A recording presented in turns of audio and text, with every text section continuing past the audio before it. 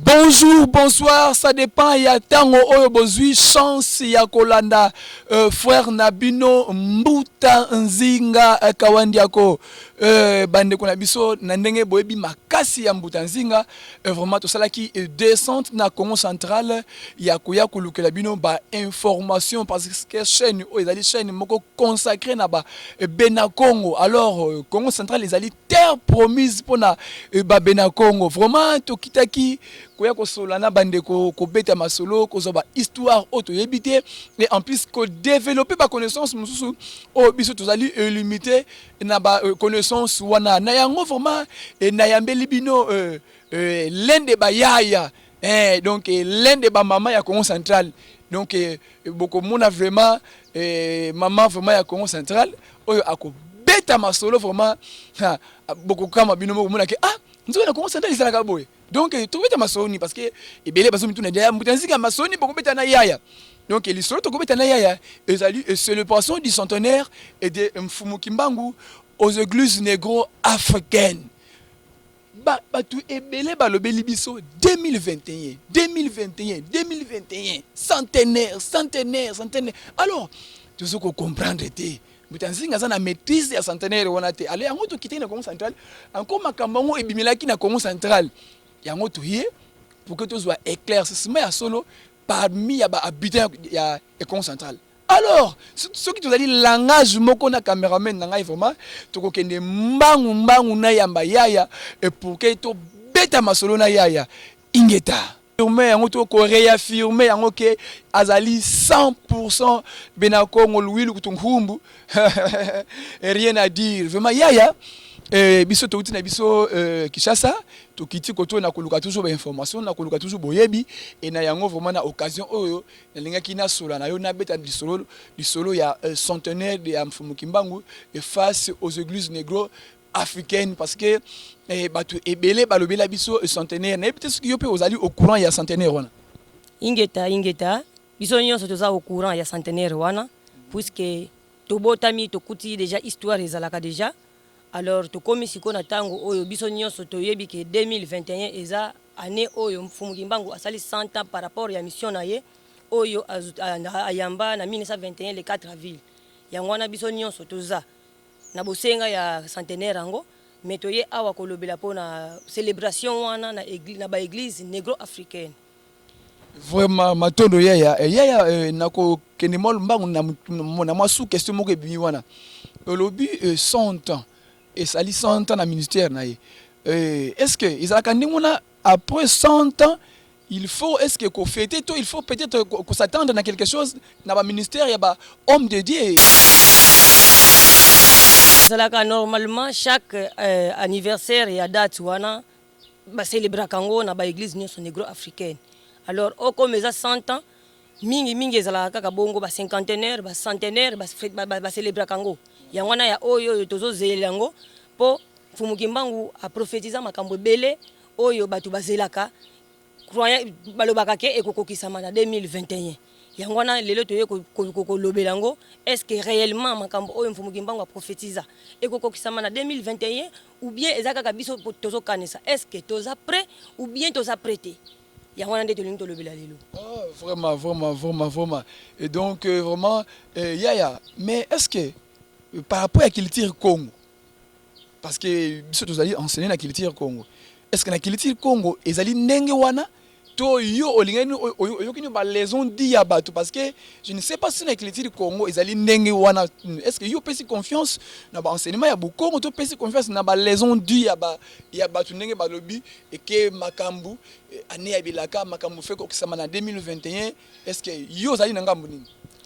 ngai position na nga naza ni pour ni contre 50 centenaire wana mais ngai souci na ngai na yeba est-ce que biso ba négro africaine ba église oyo to célébrer ka kombo ya Mfumu Kimbangu toza prêt toza prêté po na ko landisa ndenge tozomona ndenge totalaka entre nous na ba réseaux sociaux na ba église tout le monde c'est comme si toza prêté puisque bo yokani comme tel entre nous ezalité alors tozo zela centenaire ya Mfumu Kimbangu mais na ba mésentente na ba querelle entre nous on dirait tozo welela yelo komoko boye pourtant ye moko mfumu kimbangu azotalela biso tozolobaka ebilaka na ye kokokisama na 2021 mais 2021 ngo toza ya koyokana te biso nyonso baeglise nyonso négro africaine boyokani eza te soki totali même église mère ya kimbangiste mfumu kimbangu asala église te atika église te mfumu kimbangu azalaki kosala na bangunza ensemble bazalaki na boyokani bazalaki bango nyonso kotambola nzela moko mfumu kimbangu aprofesaki makambo ebele alors tango mfumu kimbangu akufi atiki akena molimo na mokili ya molimo ba fidèle na ye obatikalaki bapanzanaki mutu na kwena ye et yango mutu esalaki ke lelo ba église ya mike négro africaine ekoma ebele alors ndenge ekomi ebele biso nyonso tozolobela mfumu kimbangu mfumu kimbangu aza sauveur ya race noire mais malheureusement biso nyonso boyokani ezalaka te tozofingana tozocholana c'est comme si tozowelela eloko moko boye pourtant ye moko mission na ye ndenge aloba makambo na ye ndenge aprofesa bamakambo na ye biso nyonso tolobelaka kombo na ye mais bolingo entre biso ezalaka te yango wana lelo toye kolobela ngo que non ça ne sert à rien tozela centenaire ya mfumu kimbangu tant que toza na boyokani te toyebi ke église mère oyo elobelaka oyo tokobenga kimbanguisme eza église kimbangiste oyo siège nango eza na nkamba mais est-ce que église kimbangiste réellement eza na boyokani na ba église kimbanguiste nyonso oyo elobelaka kombo ya mfumu kimbangu puisque toyebi ke ba église négro africaine eza ebele tokotanga ngo kombo awa te eza ebele mais est-ce que église kimbangiste oyo ezolobela mfumu kimbangu wana eza en commun accord na ba église wana boyokani eza baza na liloba moko po tolobela lelo centenaire tozozela nini na centenaire wana oyo tozolobela lelo sans pourtant ke toza na boyokani kuna bazolobela kimbangu mais boyokani eza te ndeko journaliste yango nde tozodévelopper mokolo lelo.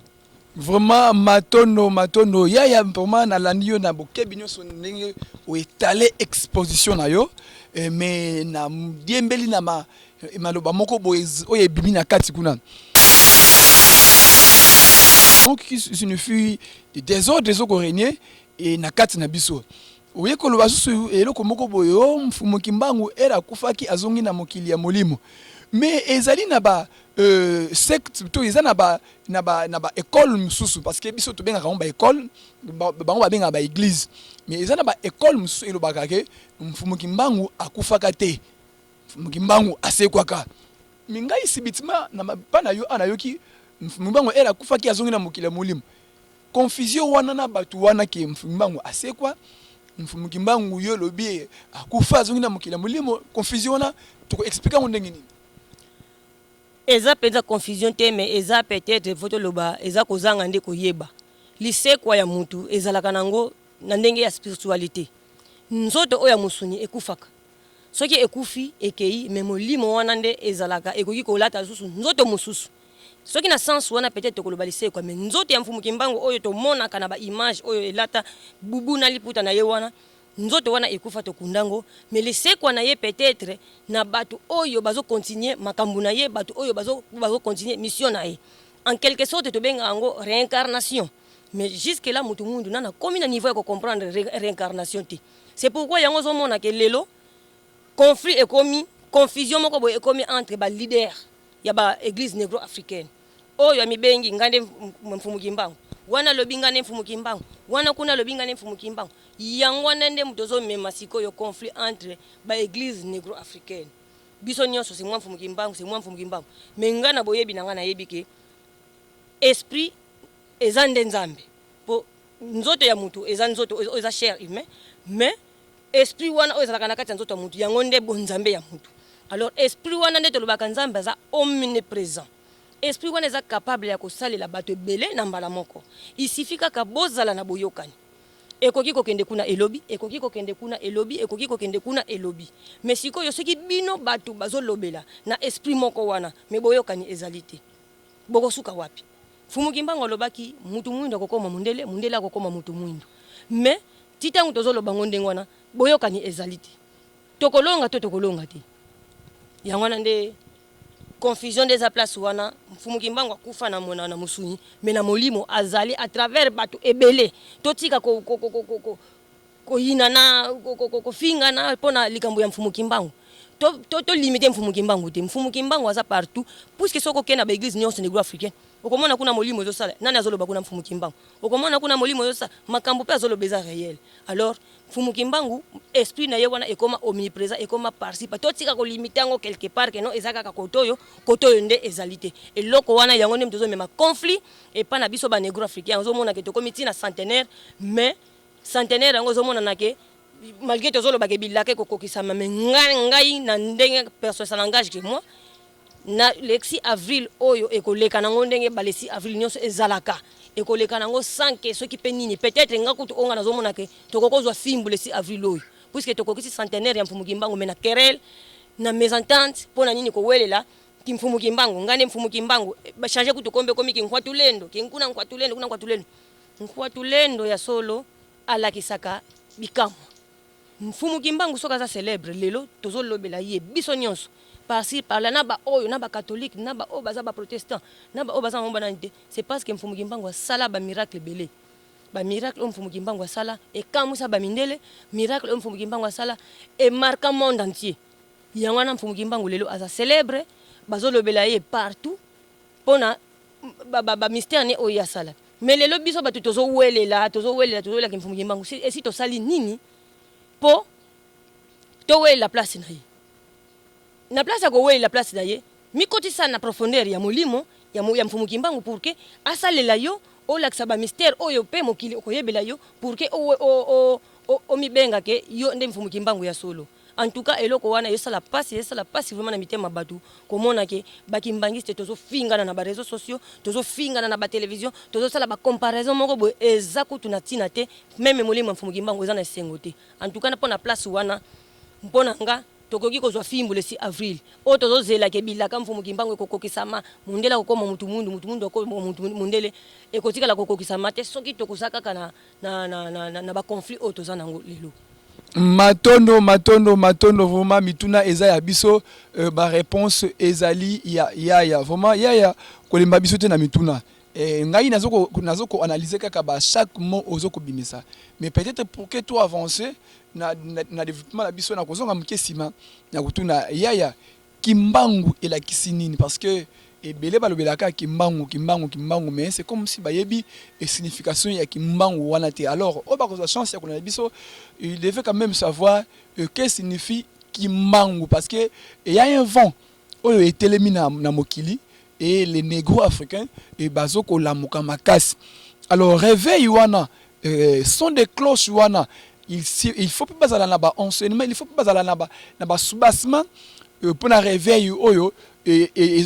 obayambi alors okoki koyanola bango kimbangu elakisi nini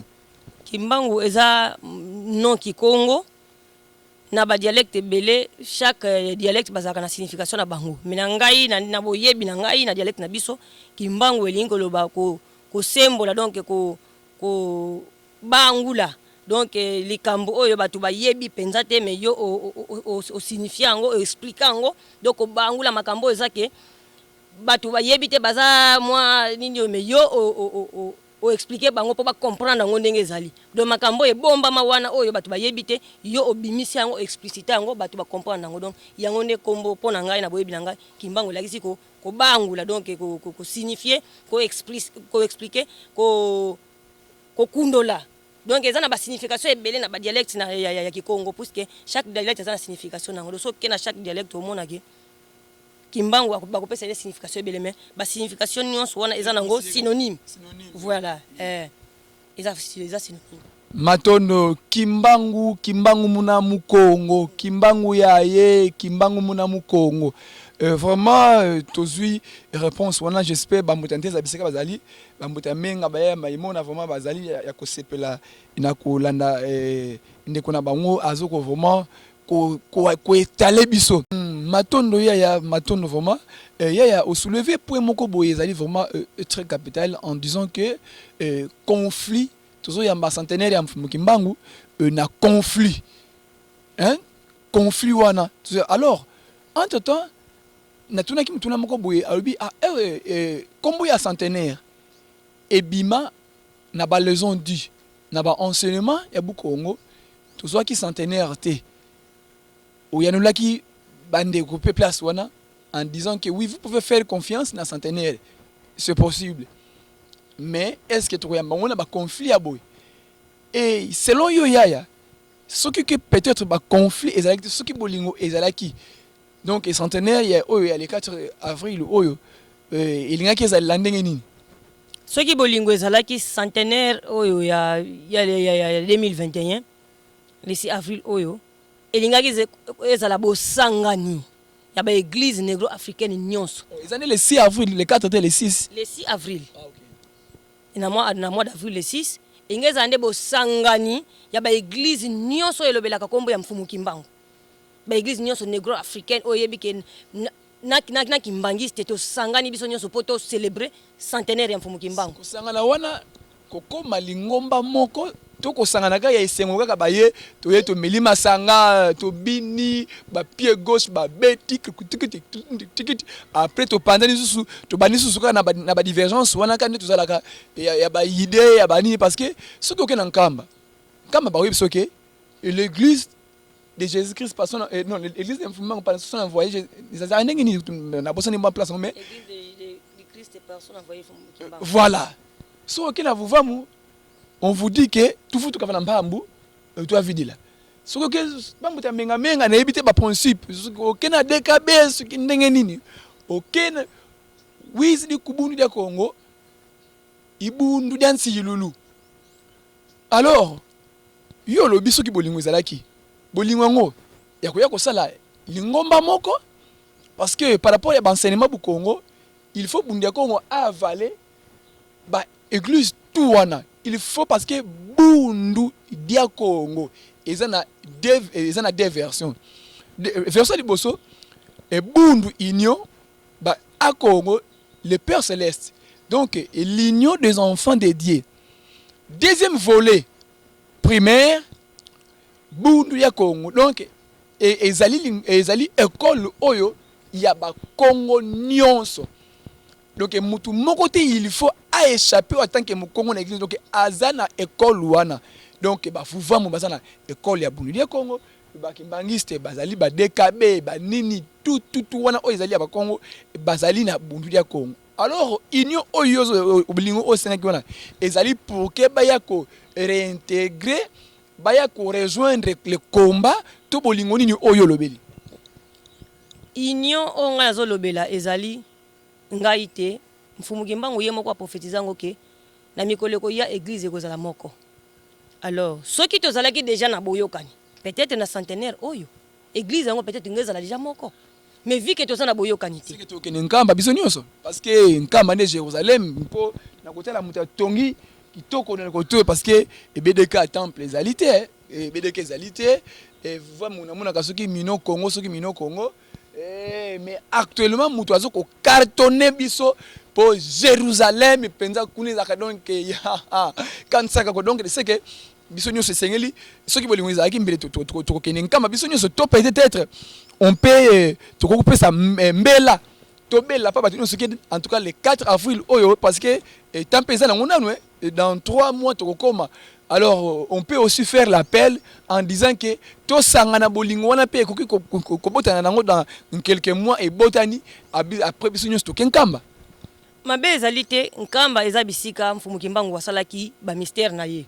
lisolo wana yebani nkamba e komama e kenda sango partout par-ci par là même mindele ba utaka ba États-Unis ba utaka na Europe ba yaka ko visiter nkamba c'est parce que ezabisika mfumu kimbangu asalela mystère na ye mabe ezalité soki bolingo ezalaki mais tant que bolingo ezalité lelo oso to lobike no biso nyonso to sangana to kende na nkamba okomona kaka ba église négro-africaine de ekoboyango po balobaka nini na nkamba kuna makama mfumu kimbangu tikala te na nkamba kuna makamu nyonso oyo tozayiko ba mystère nyonso oyo babikama nyonso ezalaka lisusu te babikama ekoma epa na biso ekoma na vuvamu ekoma kuna ba dispute wana nyonso moye to sangana ezate yango zolakisa ke molimo ya mfumu kimbangu eza na esengo te biso so tozo sepela centenaire mais molimo ya mfumu kimbangu eza na esengo te puisque tozo célébrer centenaire yango mais d'une manière dispersée. En tout cas na ko kato muke c'est parce que vraiment nanu na eu réponse yango te soki bolingo ezalaki alors soki bolingo ye siko dans 3 mois o bolingo ye donc yo pe on dit bano okene nkamba soki bolingo eza nango eza likambo koyokana papa ozomona soki bolingo ezali yo pe ondima noko nabeta mo lisolo moko boye omoni mundele ntango ayaki kokolonize afrique bavandaki autour d'une solo okobeta mais to répondre na question par réponse soki bolingo ezalaki yo kondima tokende nkamba nakondima tokende nkamba puisque eza bisika mfumuki mbangu asalelaki baministère na ye mabe eza te soki tokomi bisika wana po tocelebre yango na baenseignement selon le grand maître Mfumu Nsemi alobi boye na baoyo balingi mbongo bakende nkamba mais na baoyo balingi baleson ya mfumuki mbangu baya epa na ngai Mfumu Mwanda Nsemi. Donc qui signifie abengi batu na école mystique na ye oyo ezali bundu dia Kongo. Siko yo muta bundu ya Kongo ondimi na yo okende nkamba. C'est que obimi traître donc yo olandi na yo mbongo ya nkamba. Eza question qui traite tete ndeko journaliste. Makambo ngo yango tozolobela ke soki kaka boye tokotika la koyokana te. Mabepe za te soki balobi ke na nkamba te. Baye to ya par exemple ndenge Mfumu Mwanda Nsemi balobi ke to ya pa na ye. Est-ce que bata nkamba bakolinga? Est-ce que bata vuva mo bakolinga? Est-ce que bata aseka bakolinga? Kasi tolobi déjà ke bolingo ekobota mas par exemple ke bolingo ebota min actuellement ndenge ba conflit ba tiraillement eza boye bakolinga te. Mais tolobi soki dans 2 mois ou dans 3 mois bolingo ebota minango bakoki no ba mpe kondima siko attend que yo mutu ozali enseigner yango la lobaki to sangana oui soki bolingo ebota mi tondimi ko sangana to kokende place nini yango la toneki est-ce que to kokende nkamba mpo yeni mutu azo ko refléter ba image ya ba Jérusalem et yo affirmer yango que oui mabe ezali te to kende nkamba kuna to kende wa leçon nini leçon ya Jésus-Christ ezali kamunde ya ba leader soki bavandi bayokani balobi bakati lika momoko ke non tokokende tozala place bo so balobi ke na nkamba eke boyokani soki ezongi ya solo mabe ezate tokende nkamba c'est question kaka nde ya kozwa enseignement o ya solo kotiango puisque soki enseignement Mfumuki mbangu mission ya mutu change kate ya enseignement ya solo place vraiment ngana kotika ya te a développer enseignement ya solo nkamba azana enseignement ya lukuta tolobi te ke nkamba po soki tolobi yango makambo ezobenda ba conflit yango wana tolobi te ke nkamba aza na enseignement ya lukuta ndeko journaliste ko katanga nanu te tika na loba nanu tolobi te ke nkamba aza na enseignement ya lukuta bango pe bazolobela puisque babetaka ba histoire ya Mfumuki mbangu ndenge ezalelaki mais quelque part moi ndenge toyebi histoire ndenge lekaki ba papa dia ngenda ba papa moi politique moko boye kotaki kuna toyebi bien que moi makambo mususu moi falsification ya histoire ya Mfumuki mbangu et c'est comment déjà enseignement ibebi déjà enseignement moi oui puisque Mfumuki mbangu premièrement na ngamo ko naza témoin Mfumuki mbangu azalaki ngunza Mfumuki mbangu azalaki mutu azali ko sala kingunza kimbikula ko kozwa molimo mais ndenge na yoka na nkamba so zwa mi molimo bakolinga yote bakosepela na yote comment comprendre que Mfumuki mbangu azalaki muntu ampeve oyo azalaki ko sala makambo nyonso na molimo azali ko tuntuka na batu na ye mais soko kebisika sala mystère na ye soko tuntuki eza problème c'est que ba changer moi c'est donc c'est que yaya ozoko se contredire yo moko ondimi to kende nkamba oui so bolingo ezali to kende so nkamba oui ba enseignement ezali te au côté moko changer so te ba falsification ekota yo affirme biso que enseignement ezali mais elle moko boyoke ba falsification donc c'est que enseignement imaginez enseignement o ekoti falsification et que soit enseignement ya malamu te par exemple kaka to kenen na sommet église de Jésus-Christ qui l'église de Jésus-Christ qui ndenge ni personne envoyé aux hommes la te que ils ça déjà dans mystique déjà église qui église de Mfumuki mbangu personne envoyé et Jésus-Christ biso na ba enseignement bu Congo to yebi Jésus-Christ était en tant que notre sauveur to yebi Jésus-Christ en tant que sauveur ya batu moko boye ya to ya race moko to ya tribu moko boye alors yo kesa oyo ozoba enseignement mais o accepter ko kende nkamba to kende ko zoba enseignement ya nkamba vraiment ya place on a vraiment na zo baté c'est que tout tika kaka place to la place parce que bimi de nkele déjà to kende nkamba ndenge ni parce que yo mo susu ero développer bien o lobi que falsification et quota alors yebisa bandeko o bazokolanda biso parce que ebele bazokolanda en plus ebele la réponse ni repose pour que ba changer ba avis parce que bazomona que étoile les ali wapi étoile c'est comme si les ali mais yo siko bazomona koto yo et au tourner bango bakomona siko la savon la gauche alors yebisa batu o bazokota la droit bakende gauche te bakende soki wapi te bareste toujours droit. Alors yebisa bango enseignement nini eo esengeli to apprendre to esengeli to pesa confiance pour que bolingo soki eye dans 3 mois to landa ba enseignement nini place nini. Merci beaucoup mes journalistes. Eza makambo mibale tozolobela na mbala moko eza makambo ya millier pona ko célébrer centenaire na makambo ya enseignement. Pona millier nga nazolo bango bien mabe eza te soto po eza nkamba eza nango millier oyo mfumu kimbangu asalela ba mystère na ye. Ba mystère o mfumu kimbangu asala toko kiko longola ngote c'est parce que enseignement kone change. Mais du côté enseignement wana eyebani mutu nyonso. Soki ba église négro-africaine ebele ba boya kankamba c'est parce que enseignement échange totalement.